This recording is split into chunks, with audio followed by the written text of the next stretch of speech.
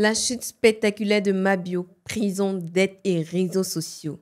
L'affaire Mabio impliquant Yélène Kwame, plus connue sous son pseudonyme d'influenceuse, a soulevé de nombreuses interrogations concernant la gestion des finances et d'éthique des personnalités publiques. En effet, cette affaire s'articule autour d'une escroquerie liée à une tontine où Mabio aurait accumulé une dette de 50 millions de francs CFA, équivalent à environ 76 000 euros.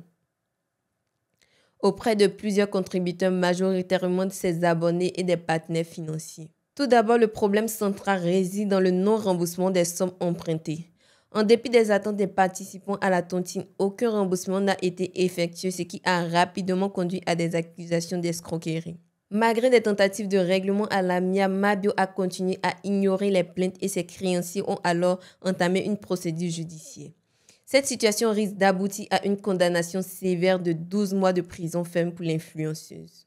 Par ailleurs, l'une des erreurs stratégiques majeures de Mabio a été sa gestion de la crise. Au lieu de prendre la mesure de la situation et de communiquer honnêtement avec ses abonnés, elle a continué à publier sur les réseaux sociaux comme si de rien n'était, refusant d'accepter l'aide proposée ou de clarifier ses actions. Cela a renforcé l'indignation générale, d'autant plus que la transparence est essentielle pour toute personnalité publique, en particulier lorsqu'il s'agit de la gestion de fonds collectifs. En second lieu, cette affaire souligne l'importance d'une bonne gestion financière.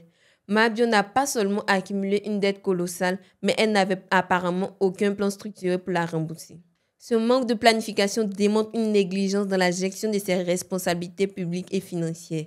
Par conséquent, cela remet en question sa crédibilité auprès de ses partenaires et de son public. Enfin, cette affaire a mis en lumière le décalage entre l'image publique et la réalité. En continuant à publier des contenus sur les réseaux sociaux tout en étant sur le coup de poursuites judiciaires, Mabio a envoyé un message erroné à sa communauté. Je dis quoi, c'est Mabio. Il a vu ta maman, il va bien, t'inquiète pas, tout se passe bien ici. Il mange bien, il dort bien, ça va, ça va. Je suis bien logé comme ça, il y a un ventilateur. Tout va bien.